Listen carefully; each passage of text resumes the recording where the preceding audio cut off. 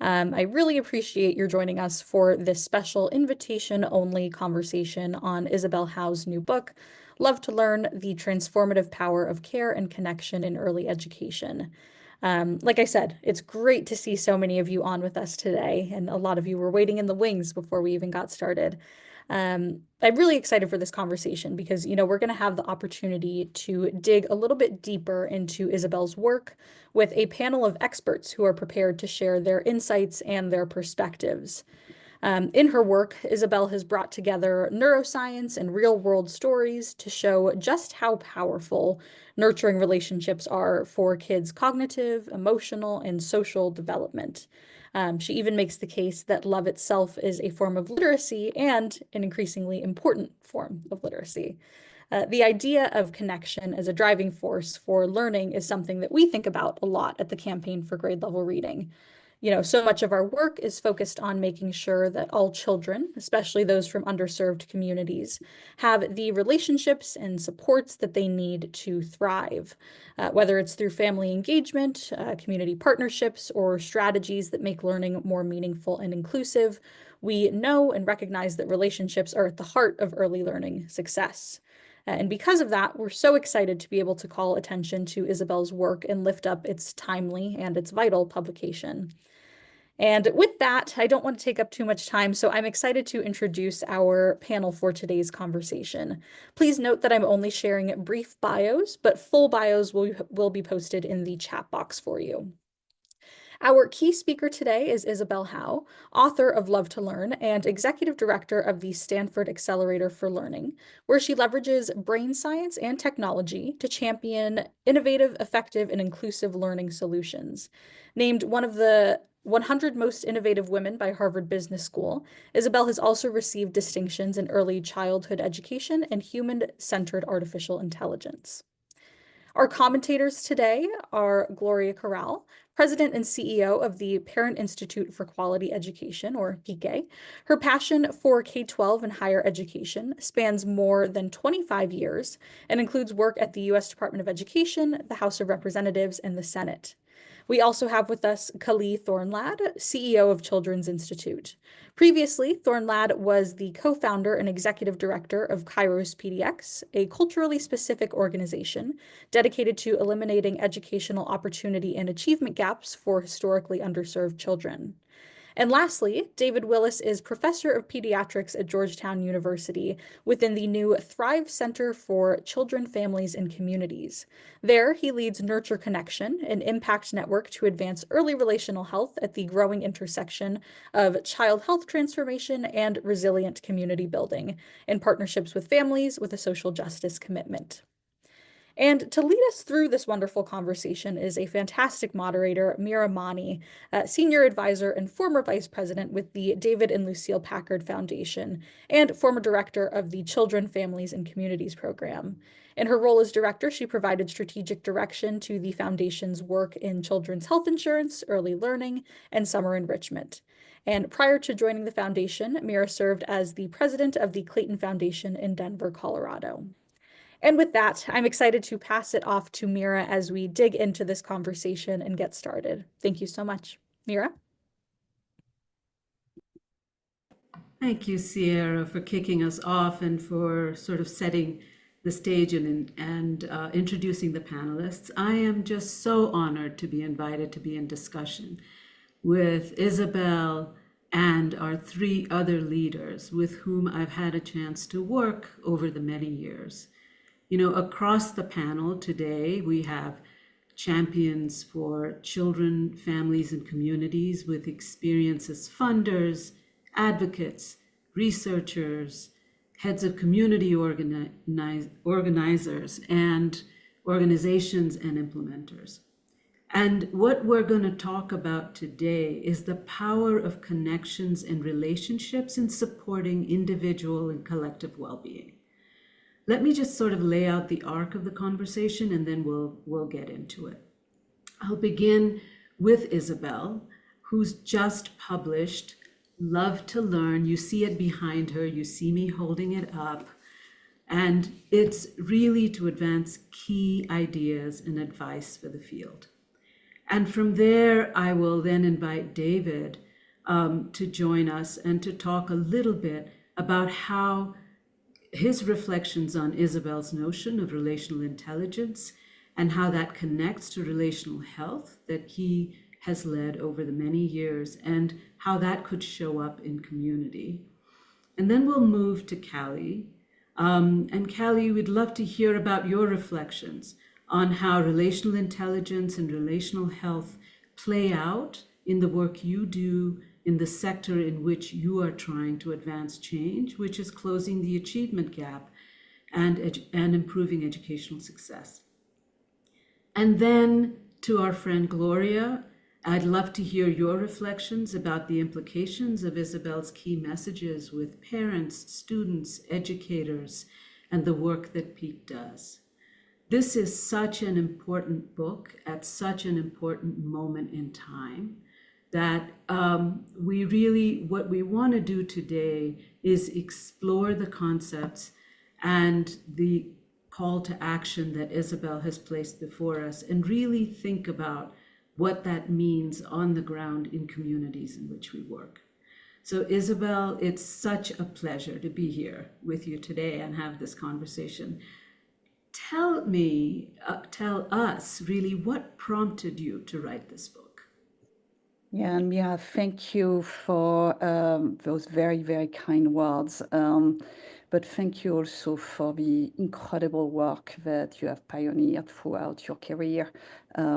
As many of us call know, you have been an example for so many of us, and certainly an inspiration for me and a dear friend for so many years. Thank you also to all of my friends here at the Campaign for Grade Level Reading. Ralph Smith, thank you for the invitation. Sarah, Sierra, thank you for starting us off, and Leah as well. So really terrific to be with you and for the honor to be part of this conversation. So to your question, Mira, yeah, Love to Learn is actually a deeply personal for me. I start the book with a personal story from my own early childhood, because early childhood education quite literally transformed the trajectory of my own life. So when I was 3 years old, I was considered a late everything, as I call it, late to walk, late to talk. And in fact, after taking a psychological test, my parents were told that I had low academic aptitude. But instead of panicking, they responded with a lot of calm and much love. They enrolled me in a beautiful early childhood program where the teachers there, Mrs. Combs and Mrs. Lenoir, the year later, really nurtured me and supported me with so much love and care. And that truly transformed and changed my trajectory, I believe. So looking back, it was in fact not just the education for me that mattered, it was really the relationships. So the care of my parents, my teachers, my community. And those early bonds really built the foundation for everything that came after that. So over the years, and I worked in across education, philanthropy, and now in academia, I have been coming back to this quite simple truth that I've lived myself, that relationships are what allow us to learn and thrive. And yet we have built systems that treat relationships as invisible, as if they are kind of nice to have rather than essential, like science is telling us they are. So this book was born from my personal story and a growing urgency that I felt, especially during the pandemic, to help us really remember that relationships are the foundation and that we must act and start acting like they are.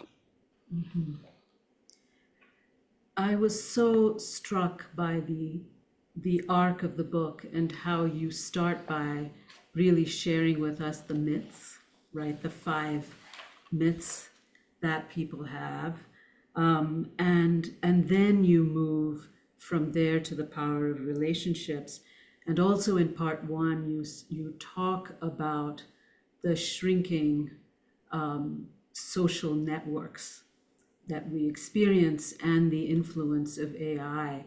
Can you can you sort of expand on that and really share with the audience what the result of shrinking networks simultaneous to the introduction of social media and technology has really done to compromise the ability to build these relationships?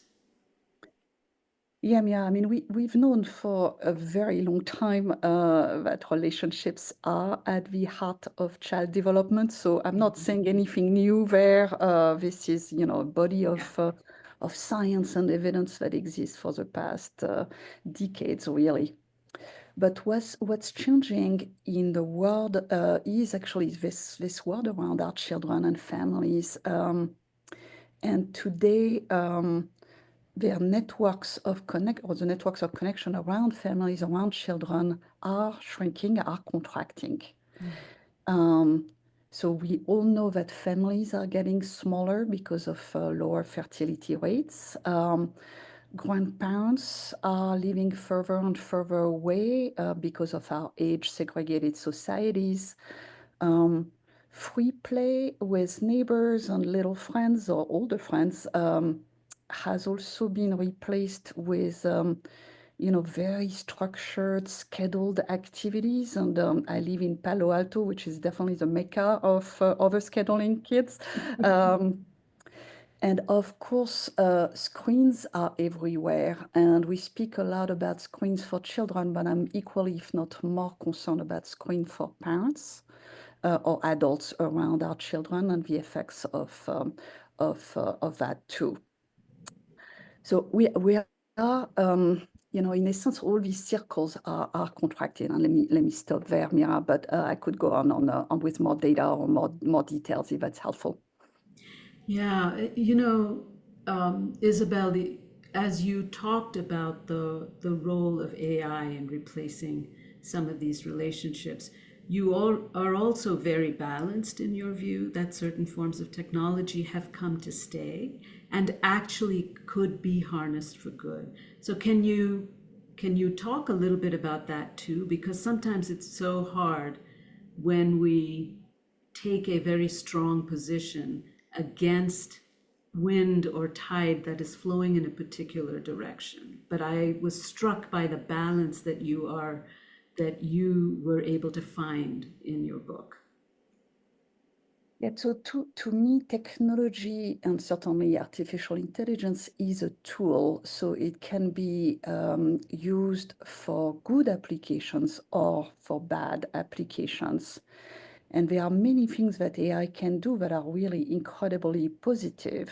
So it can support learning, it can answer questions, it can, support creativity, many positive aspects of that technology. But what it can't do is that it can't replace real human connection. And that's what I'm trying to lift this now because we are living through this moment of extraordinary technology change underway, where our societies are going to be more and more AI filled in some ways.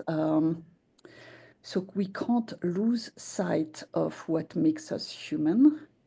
And we need to really build technologies that really intentionally connect us, um, as opposed to isolating us further from each other. So what I call relational tech as part of a broader relational intelligence that I'm elevating, essentially our ability to connect, collaborate, and care for each other. Um, Talk to me about your call to action. The book sort of lays out the justification for action, but if you were with our audience here today and your fellow panelists say, hey, this is the moment in time, this is really what we have to do. What would your call to action now be? Yeah, and yeah, let me actually look back on the prior question for 1 second, because one Okay. important data that I love in technology is one that comes from our dear colleague Kathy Hirsch-Pasek, that has studied various apps and edtech tools that are facing young children. And her conclusion is actually quite dramatic, which is the following. She estimates that 90% of those tools are what I call in the book junk tech. They are not good. They are not appropriately designed for across learning science to be active, to be social, to be relational, and to be meaningful. So I think that while technology can be a force for good, right now the tide is against us, because that's 90% of those technology tools that are not in line with those principles that Kathy Hirsch-Pasek has outlined, which I believe in very much so. So we need a lot more intentionality if we wanted this technology to arise as a force for good in our world. The tide is not in our favor when I see those stats. So we need to work a lot more closely with tech developers, with parents, with community members, with children themselves, to develop, and obviously researchers to develop tools that are a lot more relational than they are junk for our kids to learn and thrive. Yeah. But you asked about call to action. Yeah, so that's where I would love to get into more of a discussion with a broad group and hear also thoughts from my colleagues. Because the timing of the book really, as I mentioned earlier, really crystallized for me during the pandemic. Yeah. One particular conversation that maybe some of you were part of, this was a conversation that Ira Hillman had led with the Early Childhood Founder Collaborative, with an amazing pediatrician and neuroscientist, Danny Dumitriou at Columbia University. And Danny has been studying newborn babies before COVID and now since the pandemic. And she was sharing on this call a really, really concerning statistic, where she shared that 80% of the babies that she was observing at the onset of COVID in New York City lacked a strong emotional connection in their earliest days of life. And I was like, oh, well, maybe this is, COVID. This is one, we are like at the onset of COVID in New York City. Everyone is incredibly under stress. We have a heightened uncertainty. Maybe this is a one in time data point, while concerning it's one point. But what really struck me was this. Even before the pandemic, what Danny shared is that 40% of young children, only 40% of young children had a strong emotional bond with their caregiver, meaning 60% didn't. So that's not what he told me, is that it's not just a pandemic story, it's really our baseline. So on why now and what is a call of action, I mean, we are in the middle of a relational crisis. And I think it's getting worse if all our attention is starting to focus elsewhere. So my call to action is very simple in so many ways. It's to make relationships visible again, to prioritize them in our families, in our schools, in our policies, in our technologies, and to redesign learning environments to be relational hubs where children and adults feel deeply connected and cared for. That is just, even the image of that is uplifting, because we really are so wedded to an individual point of view, and the collective has sort of stepped away to the background, and you're really asking that we bring to the foreground the collective. And did I get that right? Exactly. I Yeah. mean, in many ways, if we want to, if we, and I know we all want this, if we want our children to thrive in the future and in the near future, Yeah. um, no matter how much technology evolves, we have to protect and nurture this most timeless human ingredient of all, which is love. Yes. Yes. Oh, that is just a hold on to that phrase because it may be seen on a t-shirt sometime. But thank you. And you know, what I'd love to do is to bring David into the conversation right now. And David would love to hear your reflections both on the book and the concept of relational intelligence that Isabel describes. And then we can, you know, I have a couple of more questions for you after, but let's just hear your thoughts on all of this. Well, thanks, Mira. I'm absolutely delighted to be here and Isabel to be in the same room with you. And as I've shared, I am so excited about your book, the incredible intensity of your learning journey and the discovery of loving to learn and the relational criticalness of that kind of knowledge.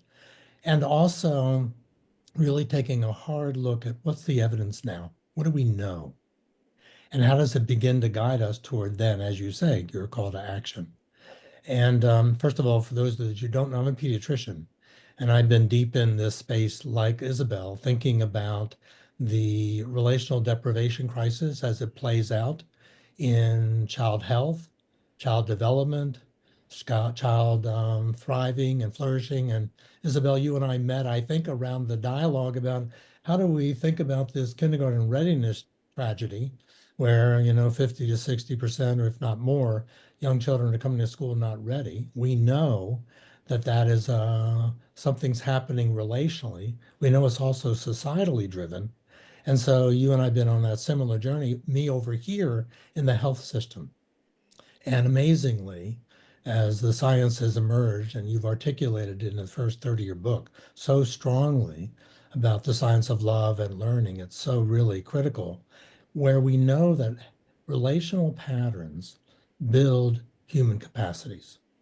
It is the loving in that in between space of relationships that builds brain capacity, heals trauma, builds the capacities of who we are as humans with others. That pattern of engagement relationally um, starts incredibly early and sets a trend. And you called out in some of your chapters talking about attachment and security and connection. The brain of young babies learns very quickly how to turn to others for support and care or to turn away. And when you see numbers like that 40% before COVID of children that were not really strongly emotionally connected, then after COVID, even further. And if you look at the percentage of kids that are thought about as being not really secure in their connection with others, running about 50 to 60%, then you're really looking at societal forces that have created people that are struggling with connectedness. And then just remember this last few years, our Surgeon General calling out the crisis of isolation, Mhm. crisis of loneliness, not, and that's directly related to the mental health crisis of anxiety, depression, and the like. So all of this is directly related to this relational deprivation crisis and the crisis of connection. So all of that really matters. And I'm so excited to be here to think together between the health sector, shall we say, the relational health development that yields in loving ways, then readiness for learning, and the relational elements of loving and care and connection that are critical for achieving early learning and then educational outcomes. It's all directly connected to what we're talking about here is a major paradigm shift. Yeah. Paradigm shift that focuses less on individual autonomy, capacities, um, individual skills and reimagining, if not reawakening, that it really is all about the collective. It is all about communities that are connected. It is about not isolated individual families, but the network, social networks that surround every mama, baby, young family, and community in a flourish, driving the flourishing outcomes and well-being. That's our opportunity in front of us. So your book celebrates that and talks about the moment in time, what we know, what we can do, answers a lot of questions of these of why this is important, but also poses a lot of opportunities and also questions of things we don't know yet. So, Isabel, great to be here. David, thank you for your partnership and your inspirations. And I know many, many things that will happen from there too, given your leadership in also measuring early relational health, which I think is such an important area of work that you are driving. And really what you did as well, David, was to take it from the individual dyadic relationship to a collective. And the question in my mind as I read the book was also, do adults feel connected to each other? Do they feel like they are held? So this notion of belonging, this notion of social cohesion, is that not something that also needs to be part of this mix? So your thoughts on that, David? Yeah, without question, it's shocking some of the survey data we have about young families and parents' description of their loneliness, their isolation, their few friends. I mean, how their development ended up as they become parents, being disconnected with others. And that's, as you know, hard on them as adults for sure, Mhm. but also then for their dear young children who are experiencing the impact too, which Mhm. for us is a call to action that no longer is the myth about, individual families and babies being autonomous and we need to tolerate, the sense of them wanting to be on their own. Mhm. Surround always, reach out to any new family with a baby to connect because the connection is so critical.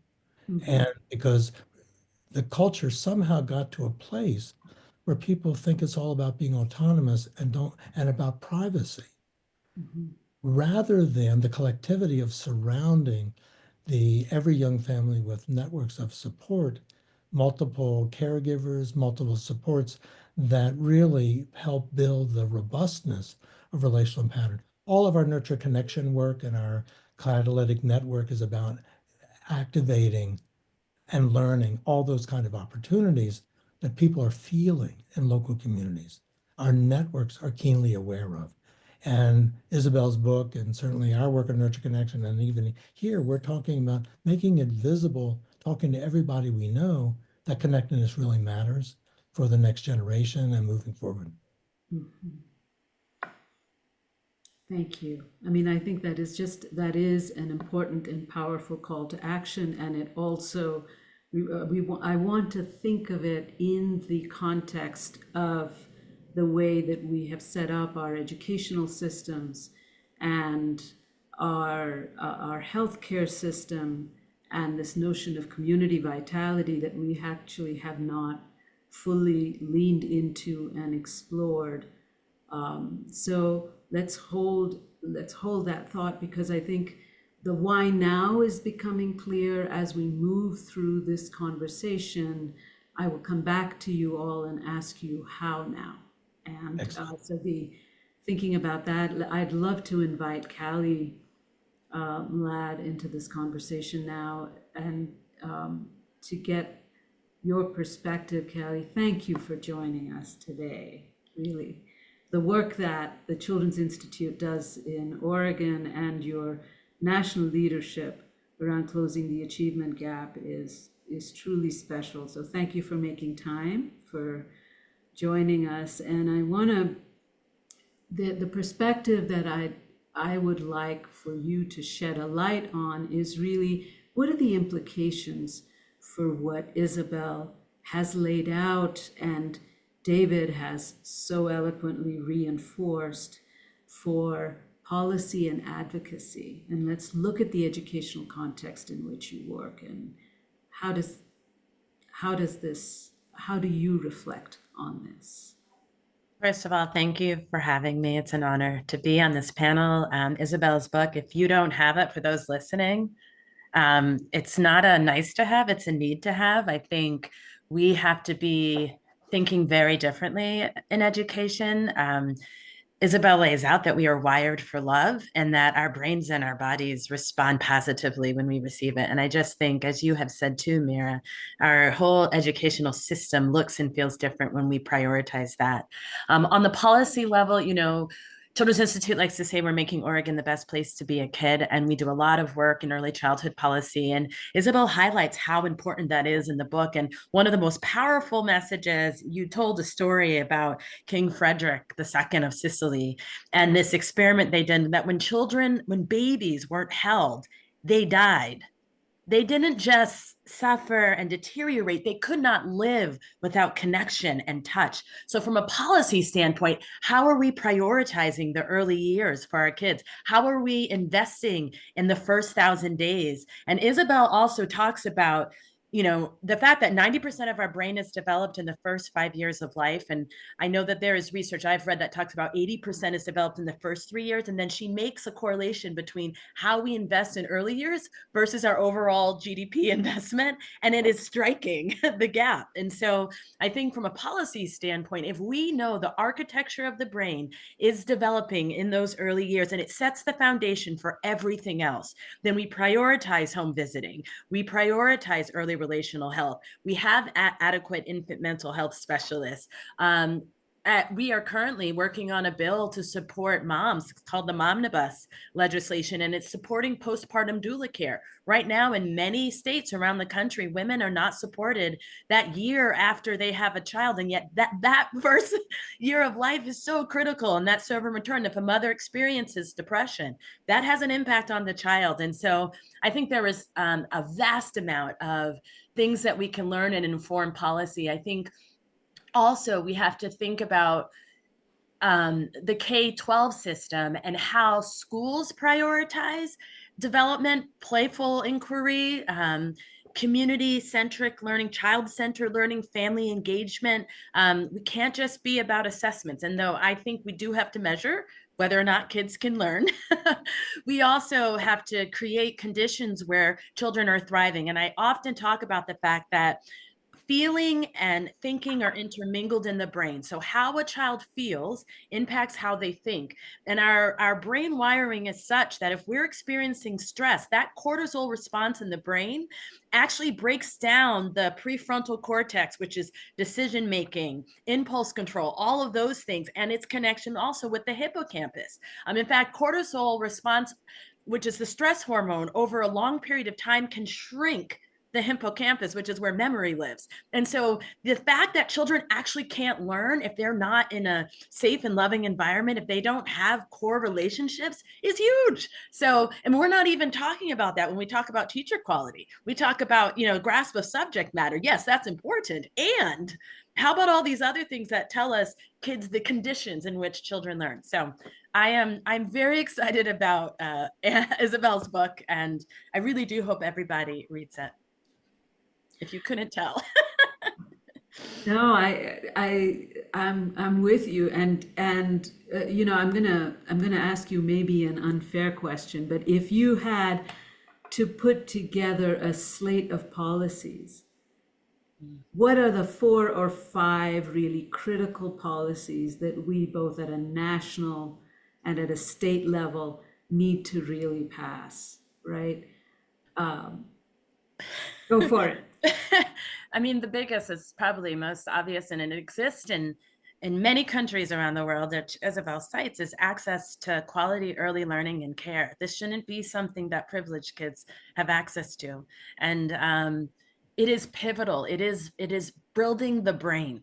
It is building the brain. And the fact that children who have access to resources have that, and those that don't. We work all around the state. We have many rural communities that you can't even have a baby in the community, let alone access quality early learning environments. We have across the state and across this country what they call childcare deserts, where there is nothing. And I like that Isabel interrogates the word childcare. It's more than just care. Care is important, but this idea of early learning centers, and that these are places where very pivotal work is happening.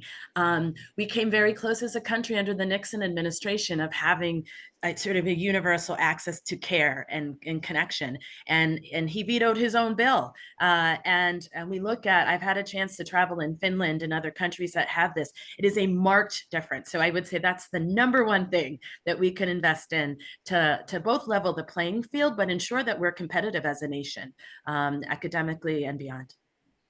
That's great. And if I might to that add paid family leave Yes. for folks to bond, Yes. and also the movement around the country now for 12-month postpartum Yes. coverage. I mean, healthcare access and coverage. Yes. Is And I'm happy to say in Oregon, we have gotten very positive response from both Medicaid and private pay insurers. So I do think there is a shift happening, at least in our state, and I hope it's an indicative of the nation of recognizing that postpartum care being so important. But paid family leave is also, and just supporting child's medical, we have 100% of Oregon children are supported by Medicaid. So if you need health insurance, you have it. That's not true everywhere in the country. And that is also a big barrier. exactly. And David, spot on. Economic supports for families and the child tax credit. I mean, I think, you know, I feel that we know what we need to do, and the question is, how do we galvanize the movement that we need and the support that we need to be able to do Yeah. this moving forward. Can you talk a little bit about the notion, especially when we think about teacher preparedness, because it was something that you said that actually prompted me to ask this question. It's so focused on the academic knowledge or the content, right? And when we know that the conditions for learning are equally important, Yeah. can you talk a little bit about teacher prep programs and policies that might actually shift the weighting of that and provide more skill and competence and support to the adults in the lives of children, especially the educators? Yeah, I mean, I think teacher prep programs need to do more probably to teach the neuroscience of learning and the behavioral psychology that talks about how important all the things that Isabel and David have discussed are to students learning and thriving and achieving. What we find, a lot of the work that we do in schools is really supporting existing teachers. So I also think from a policy standpoint, it's important to have professional development opportunities for current educators and building leaders around this neuroscience, the foundation of love and helping set the conditions. How do you create a welcoming environment within schools? We've seen transformation when schools and communities focus on social emotional learning and the importance of that as equal to literacy and math. And unfortunately, that terminology has become very politicized, and I think to the detriment of children. I would caution us to really look at the research and do what's best for children. So if you want to call it something else, fine. But I think what's important is that we understand that social emotional well-being and health and learning is critical to children being able to learn literacy and math and pay attention in school and stay focused when they're learning and to some degree sit still. I think the early learning field has a lot to teach the K-12 field, particularly K-5. And so we don't see enough of what they call P3 alignment. And I think that alignment work is very important. How are we bringing early educators, early childhood educators, along with early grades educators and doing professional development together? How are we we building on child development, developmentally appropriate practices for children and integrating them in the K-5 setting. I think there's a lot that can be done, and I know that my predecessor at Children's Institute did a lot of work, Swati, on setting this foundation and looking at the federal level and how do we do this across systems in every state. I think that is critical, so that we ensure what we have learned in our research is that kindergarten transition in particular, if children are not in an environment that is doing the things that Isabel outlines in her book that are important, they spend so much time trying to adjust to the change from preschool into kindergarten that they actually use up mental real estate in which they could be learning. So it reduces learning capacity when we don't integrate these things. So, I think schools of higher education can certainly do things, but I also think investment in professional development for educators is very important right now to support this work. Thank you, Callie. Well, let's bring Gloria in. Thanks for your patience as we're making our way through this conversation. It's great to have you all on right now. Gloria, you bring such incredible experience and depth from your work at First Five to now what you're doing in Peak and everything in between. Would love to get your perspective because you really touch communities so much more directly and deeply, and have always also been able to harness the cultural richness within those communities to sort of move the agenda forward and look at culturally responsive practices. So can you talk a little bit about how what Isabel is proposing here really applies to the work that you do and how you see this moving when you work with students, with parents, with teachers? Mira, of course, thank you. And I just will add to the fan club that I, would continue to invite folks to read, reread, quote from the book. And it's just really an honor to be part of this conversation for many reasons, Mira. It's been such a privilege to get to work with you and so many others in the field for so many years, really to think through and lift up not just the importance of early childhood. I think that's vital, that's critical. The science is clear. It's been clear, David, thanks to you and so many other giants in the field who have made the connection that what happens in the brain in those first 3 years, in those first 5 years, are really foundational to what happens when a child is 8, 15, 25, 55, right?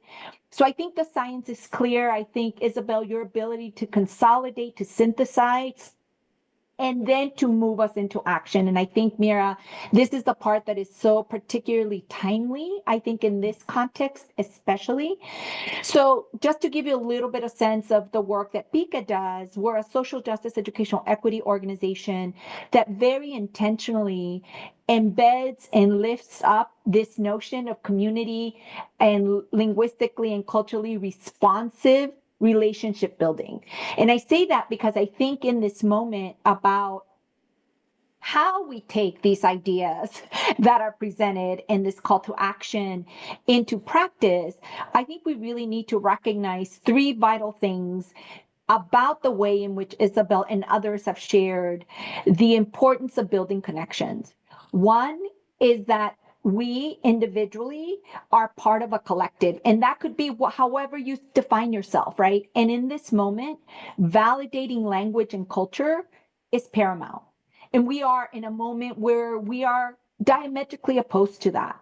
That this idea that there's homogeneity, that if you don't fit a certain standard, or if you don't look a certain way, if you don't talk a certain way, you are not seen, you are not valued, I think goes completely counter to the impressive and urgent call to action that we have about community. The community is the totality of us, right? And so I think in this moment, lifting up and validating language, culture, a sense of community, however it gets defined in your context, is vital. I think also very importantly, this idea that the way in which you show love is not separated from how you express it. And how you express it, especially in those first 3 years of life, is through touch, it's through words, it's through language, it's through singing, it's through, right?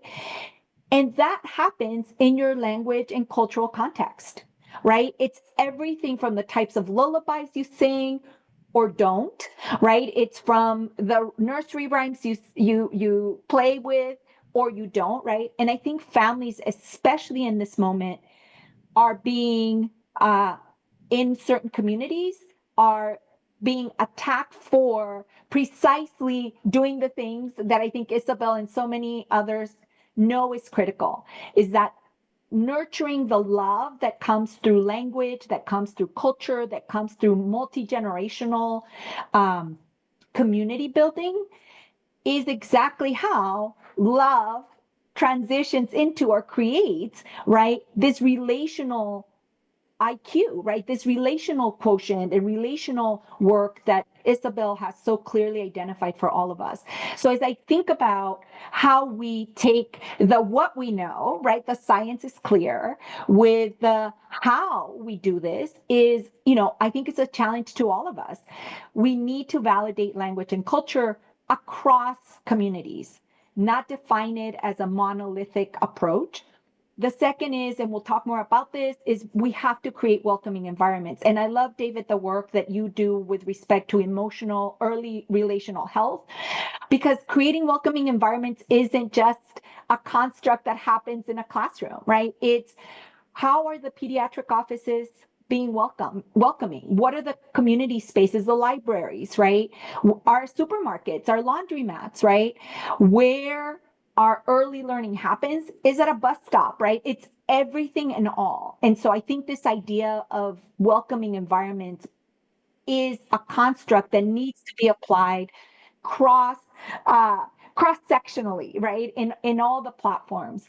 And then I think the final thing I'll say as we think about kind of where we go from here is I think policy. I'm a policy wonk. Mira, you know this about me, right? Callie, I can't wait for you and I to get together to discuss, right? But I think it's really the policy constructs that we know are necessary, universal home screen, home visiting, all the other things, economic supports. I think the thing that we obviously need to think about is how language is uplifted and supported as a vital building block to creating community. And that community is among and between a child and their multi-generational context, right? We have a huge body of research that demonstrates that if you are a multilingual learner, if your home language is not English or you're not an English only child, if you don't actually support and develop your home language, in Spanish it's called tu lengua materna, like your mother tongue, right? Then you really completely miss and in fact, you expand this isolation that happens, right? That research is absolutely clear, David, to your point earlier, that language and culture is one of the most seminal ways in which children are connected. Children are connected to their forefathers, to their intergenerational identity. And I think I'll leave you with this, Mira. I think it is also a way in which families connect to each other. Adults connect to other adults. Generational wealth, generational knowledge, generational values can have to coexist in the context of 2,000, 5,000 year history of humans, right? This is our work with children and families and communities is a heart to heart endeavor. If we think it's only about the mind or the brain, we've lost the phenomenal richness of Isabel, what you said, that it's about love. And a machine can't produce that. No amount of artificial intelligence or technology will create that.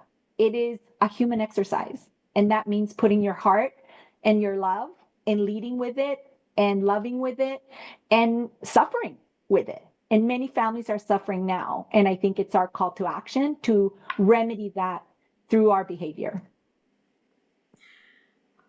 Wow. The four of you have just wanted me to go on a road show with you so that we can actually inspire everyone. So maybe that's the next thing we do. Thanks to GLR, we rent a van and we go around the country. But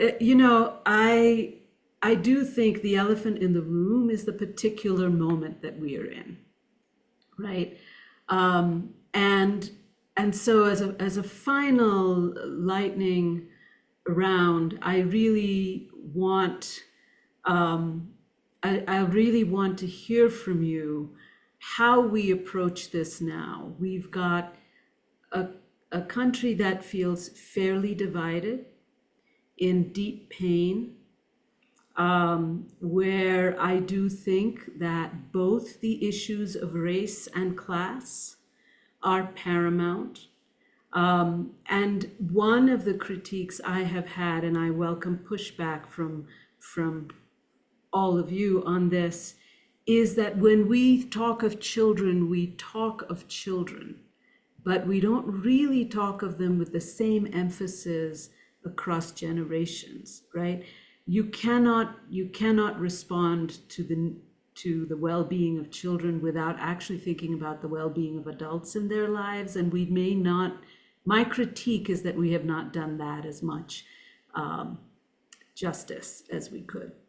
So as what would you say quickly, and I'll start with Isabel and then go to David, go to Callie, and Gloria, you get to have the final word, is really in this divided context, if there is one thing that you would want to see us do differently than we are doing right now, what would that be? Yeah. Go for it, Isabel. And Mira, let me actually speak about one particular angle and try it with all of you and let me know. I would love your feedback on it.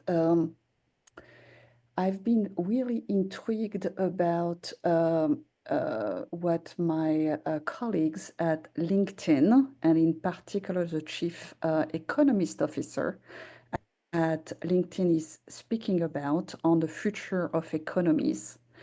And what he's saying is the future will be relational economies.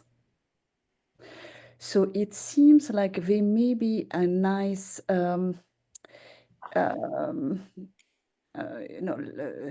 tie-in between this importance of relationships, the future that we want to see, that employers want to see, that we all want to see for our children, and the knowledge that we all have on this call that really, if we want to foster a relationship, the earliest years matter the most.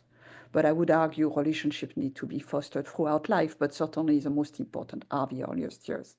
So anyway, this concept of relational intelligence could be tied to a broader set of discussions that are not only the early childhood community, but a broader set of actors, which may actually be unusual partners for us on this journey. Thank you. David. You know, it's a really, really hard time for all of us in this culture, and especially those that have been in the early childhood space and then the health space. And what has been jumping out to us as being really essential in this moment is deeply listening to the family experiences all across our nation. Families love their children, and they love their children. And yet there's a whole network of families that have felt not connected, not heard, or somehow we were missing what the messages that have been trying to come forth. And I hear them so much of that being around economics and around opportunity. And so Nurture Connection really committed to listening deep to the families' experiences across the nation to guide us as to what really matters to them, what families are, what their struggles are, what they're hearing. Across our nation, because our nation is divided around some sense of being left behind, or some sense of not being heard, or some sense of there's not the thriving for me and my kids. Mhm. So for me, I would start with, and we are starting with a deep listening journey to those needs. The second thing I would say is the criticalness of thinking about the economic floor of flourishing for all. And we saw the impact during the COVID pandemic of a child tax credit and what it did to family stress and that sense of their children's likewise greater sense of well-being. And then we lost it. And the survey data shows the stress that families experience. The survey data likewise shows the impacts that's had then on the well-being of their children in terms of regulation, their relational health, and the like. So for me, the second major element to really think deeply about as many of the economics are shifting, and what about the economic floor for all? So many of the things we try to treat by services or has been as a result of not sufficient economic support of just thriving for food and for housing itself. So those are the spaces that I think. I think also, thirdly, a lot about relational abundance and that concept of not about poverty, but thinking about all the relationships around that are available, that care, that can be accessed, that can be touched, to break the myth that it's all about me. And we witness that happening in communities all the time. Someone gets sick or someone has an accident. The community surrounding families offers help. And we haven't brought that to the opportunity around the birth of a baby or in communities. And the depth of people helping others is actually there. The culture says, no, I'm isolated unless I'm masked. And I'm thinking that the paradigm shift towards always giving to others, and especially giving to the next generation, is a way to try to break a paradigm that has gripped us around isolation and autonomy. My thoughts. Thank you, David. Love it. Love the relational abundance. Go for it, Callie. Okay, well, so the first thing that I want to do is share chapter 7. There is a quote that starts chapter 7, and it's a quote by Steve Jobs. And he says, technology is nothing. Technology is nothing, by the man who probably had some of the biggest impact on technology in our world. What's important is that you have a faith in people, that they're basically good and smart. And if you give them tools, they'll do the wonderful things with them. I think that is so important, that technology can only get us so far, and this remembrance. And I think the fact that it was said by Steve Jobs is powerful, that people have the ability through relationship to be transformative. So that's the first thought that I have. I think the second is just there is a lot of stress right now. But as Isabel lays out, and as the research lays out, love is the single greatest protective factor, loving relationships, to mitigate stress in the brain and really create resiliency. So if ever there was a time that we needed to lean into love, not just for our children, but adults as well, as you pointed out, Mira, now is that time. This is how our communities will be resilient enough to overcome what is a discordant time. And I think the last thing I would say, the word that came to mind, I was a Peace Corps volunteer in the late 90s in South Africa. And there was a word called Ubuntu that is a South African word that means I am who I am because of who we all are. And it's this idea of interconnectedness between one another. And I think Isabel's book exemplifies Ubuntu, and Ubuntu was significant because talk about divided countries. South Africa, this was just after apartheid. People were very divided, and South Africa did not break into war. And I think part of it is because there was this understanding of interconnectedness. It was rather miraculous, but I look to that as proof that you can overcome very terrible things, traumatic, disastrous things, through this understanding that we're all connected. And then through the bonds of love and relationship that David and Isabel have laid out, we can actually thrive. So that's what I would share. Wonderful. Wonderful. Gloria, take it away. To follow just such profound understandings and sharings. I will leave you, I think, with two foundational things, which is the work that we do at Beacon, which has guided the work that I've done over, over 30 years in this space, is that this idea that in the manner in which we treat our youngest children, right? It's the manner in which our future will play out, right? And as an increasingly diverse country, I mean, I'm in California, the fourth largest economy in the world. 75% of children under 5 in this state are Black, brown, any, in terms of race. 50% of them do not speak English as a first language. Mhm. And so as we think about what future are we creating when we are minimizing, reducing, limiting the multiplicity of languages and cultures, we are once again not taking heed of every other industrialized country where there is multilingualism, is there aspiration, that's their practice, right? Where multiculturalism is in fact the richness of that country and of that generation, right? So as I think about, what could we do differently? And this is a call to action to each of you, right? Who's here and that are in leadership roles in whatever capacity. How are you welcoming and validating and enriching the diversity of experiences? And I don't just mean language and culture, I think importantly language and culture, but the different ways in which families come together, right? How they identify in any capacity, religious or sexual orientation, how they eat, how they worship, right?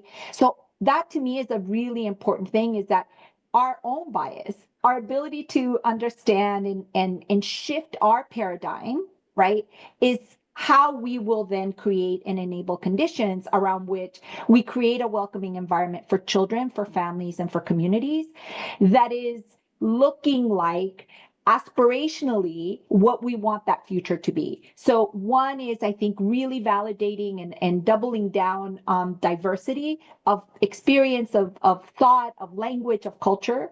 And then the second that I will leave you with is that practice matters. What you do every day actually is a choice around how families are feeling welcomed, how you see them, how they get heard, right? And so this is an individual choice, right? It's independent of context. I would say it is ever so much the case, Callie, to your point, that it's what we do right now when you get off, right? Who are you going to reach out to? How are you looking with a new set of eyes, perhaps, or new perspective around your surrounding and looking at it from a children and family perspective? Who are you reaching out to? Which community-based organization that complements what you're doing, right? How are you reaching out to your healthcare providers in the context? And then engage in those brave conversations that toxic stress for some of our communities is elevated to a point where it is dysfunctional, right? Mhm. And it's not in their heads. I said this when I was talking earlier, right? The ability to make meaning by others about what you're experiencing as an adult will help you regulate yourself so that you can regulate for your children. And not just yours. Remember, in a lot of communities, that auntie is caring for 2 or Correct. 3 generations of children, right? That grandma, that cousin, right?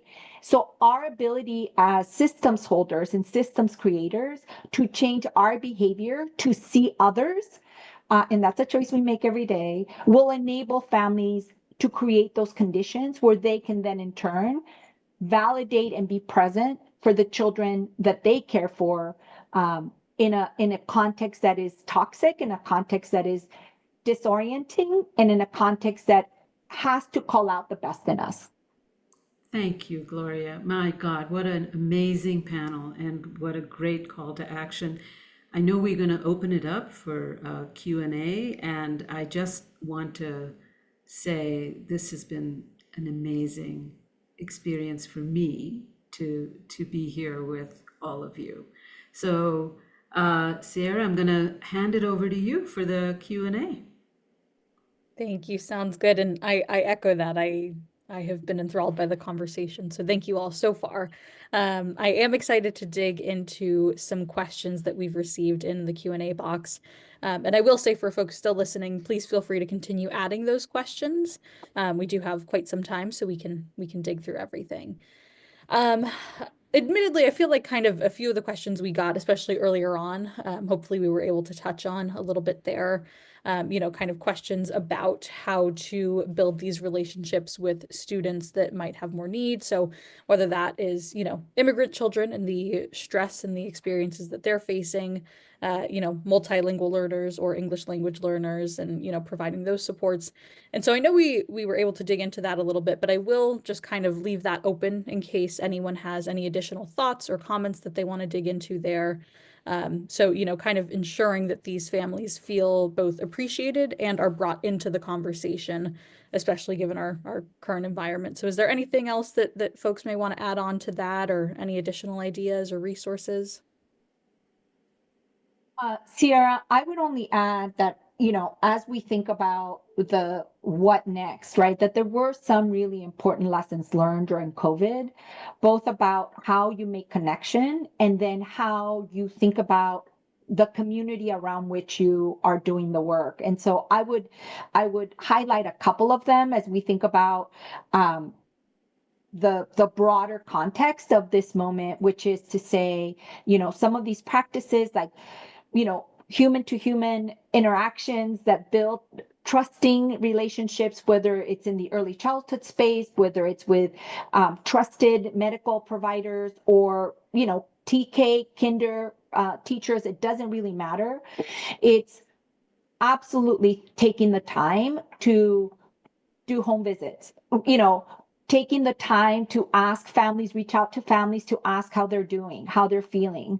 And that could be a homework assignment, right? Like it doesn't have to be, and we did this during COVID, right? Sending reflection journals for children and their families.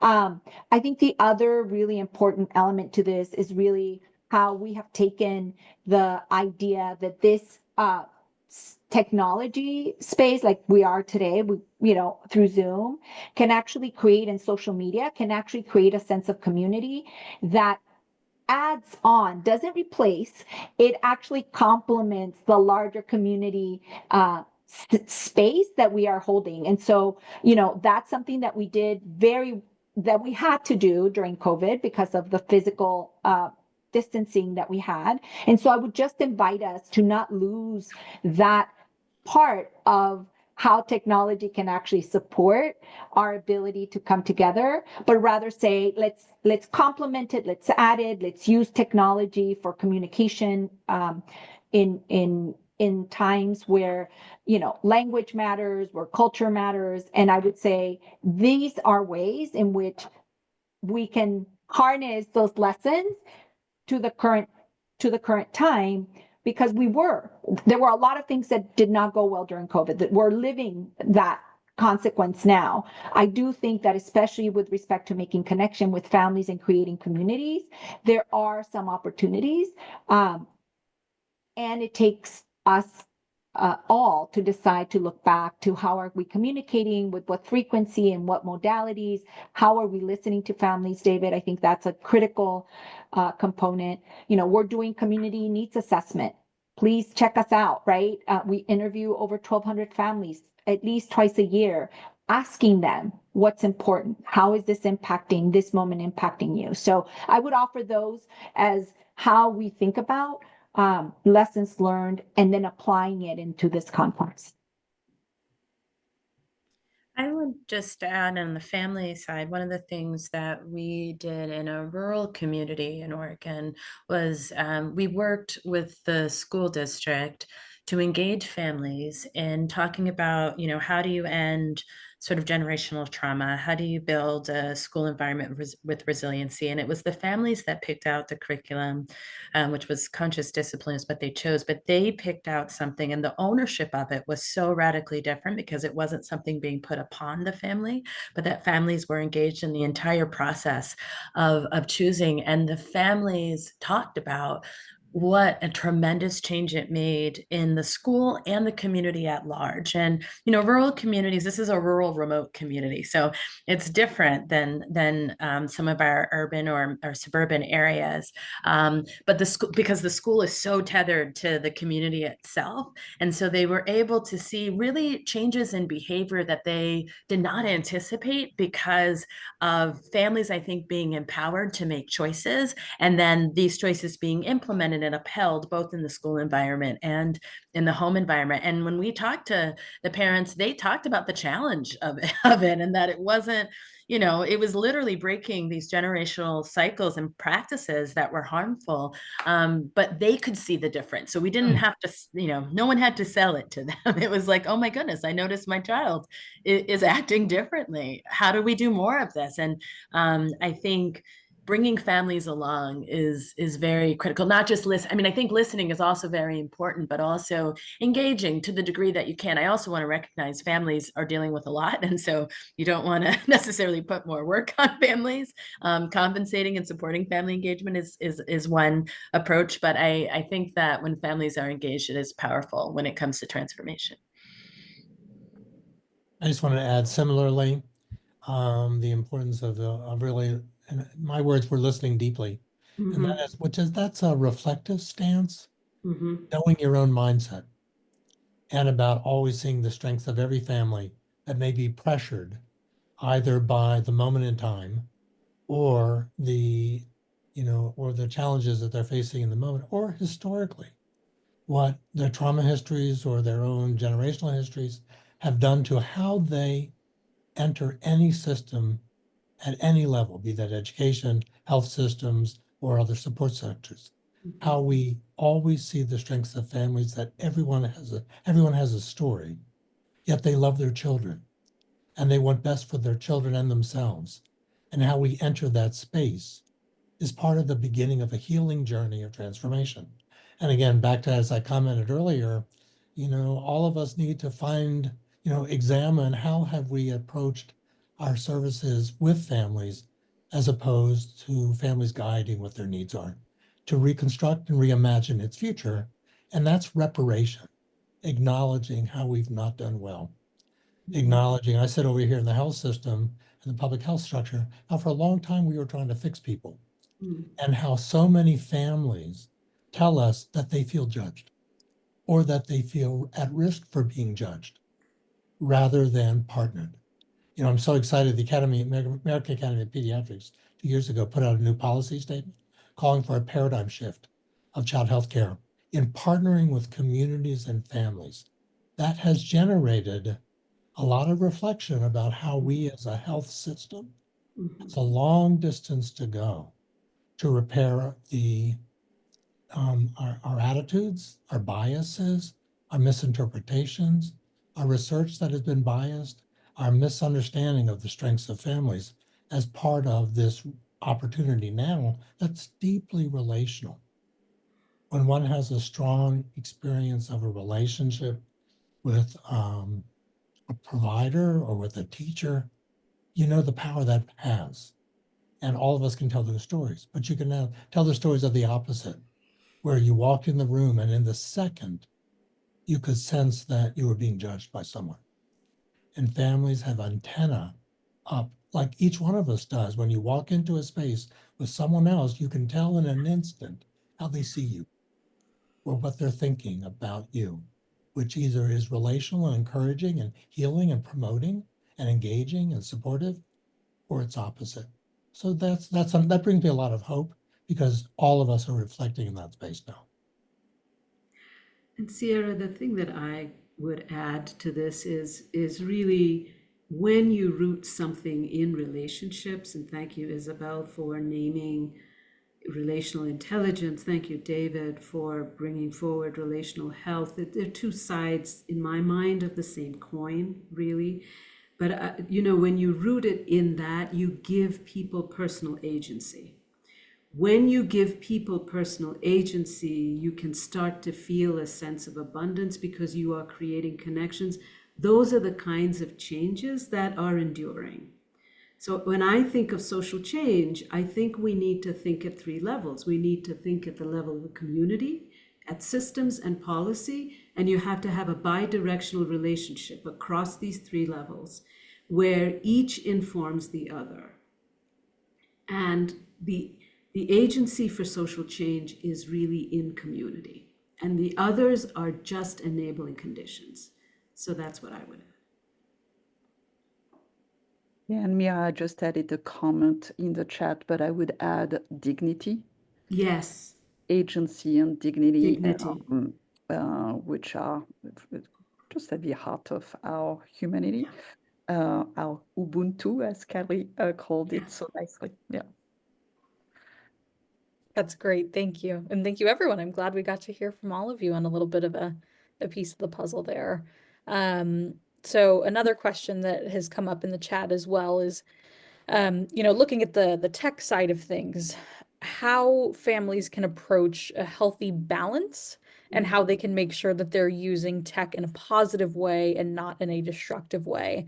There was a question specifically about balancing technology and parenting if they work from home. So maybe some thoughts there. And then, also some general thoughts about how do we help kids avoid the junk tech is how this this person phrased it of how can we make sure that we navigate the tech space and the tech world safely and in a productive way and not in a destructive way. So, Isabel, I'll turn it over to you first, assuming you have some thoughts, but open to everyone.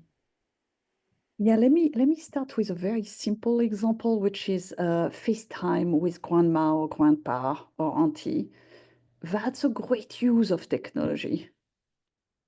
We should not say no to that. This is a beautiful use case of relational technology.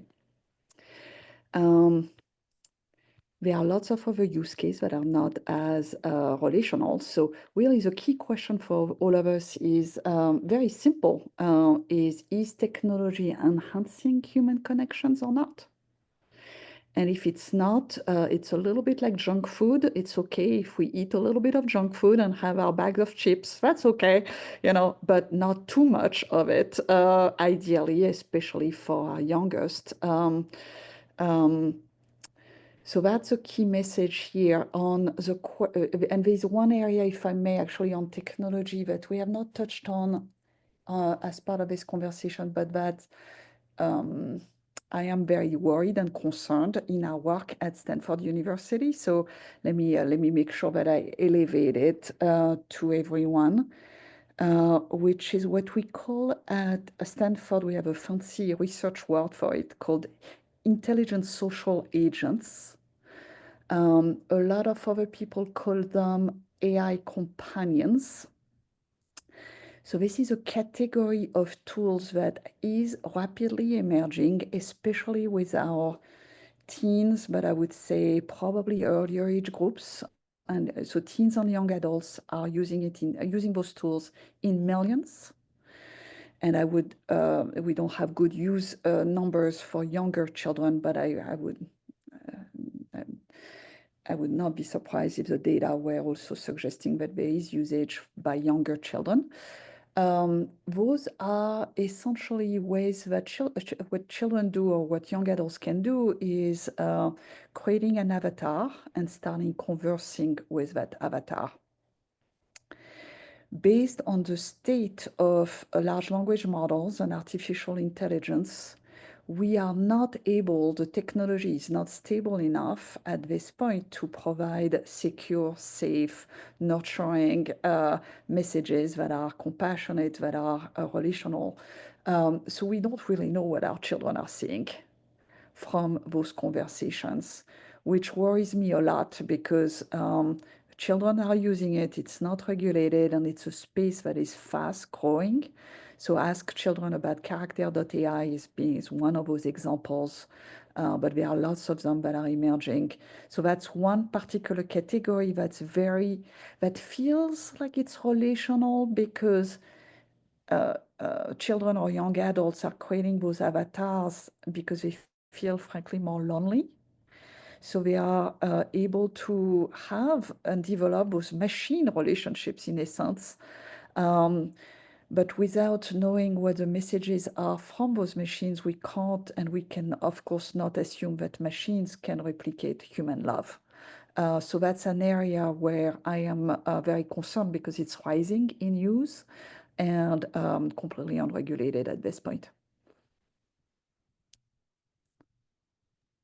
Very well said. Thank you. And I think, again, I know that was one point in your book of, making sure that we maintain the human aspect of everything and how that's going to become so vital because of this rapidly increasing use of AI and technology and all of that good and bad Is, component.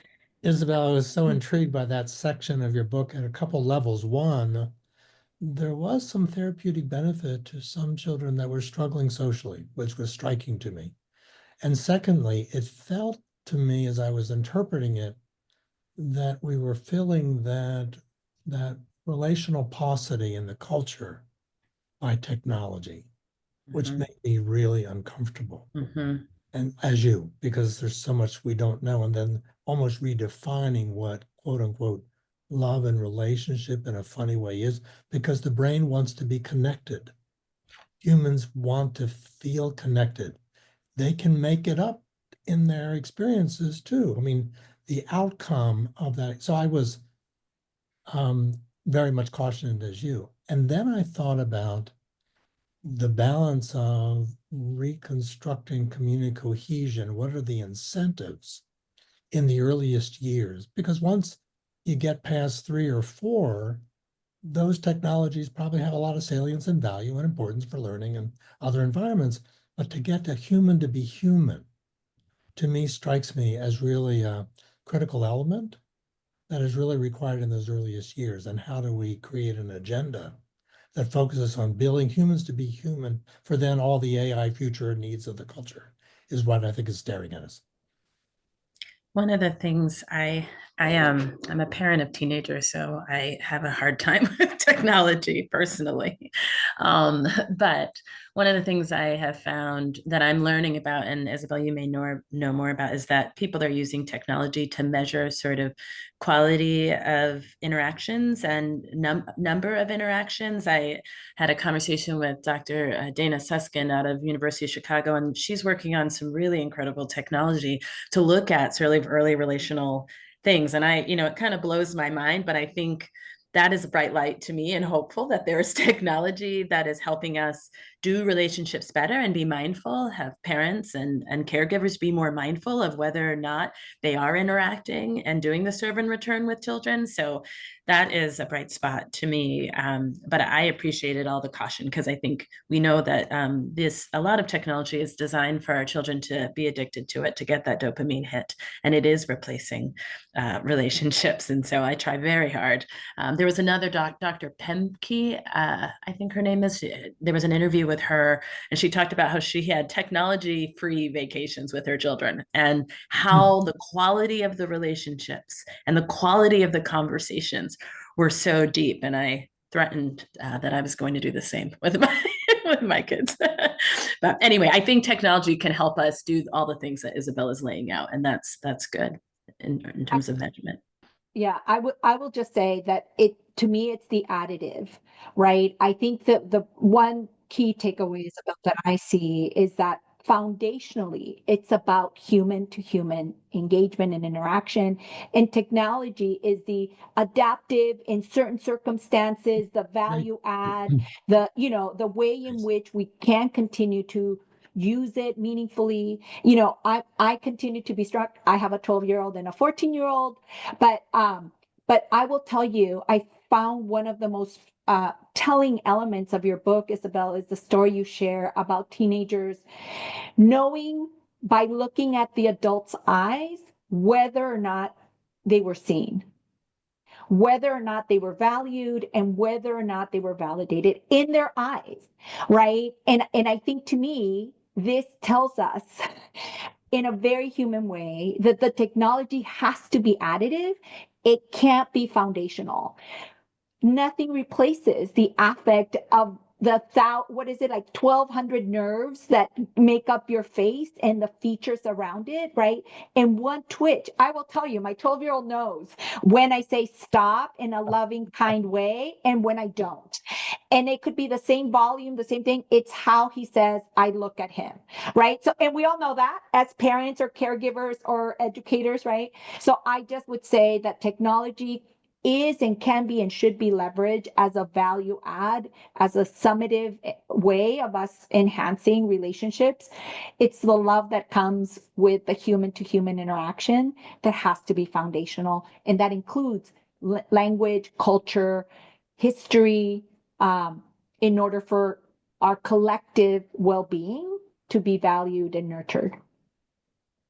I know that we have to close out the panel in exactly a minute, so I just wanted to say huge thank you, Isabel, for really being the catalyst to pull us together. David, for being steadfast in what you have put forth and guiding us over the years. Callie, for everything that you do, and I can't wait to see more of it.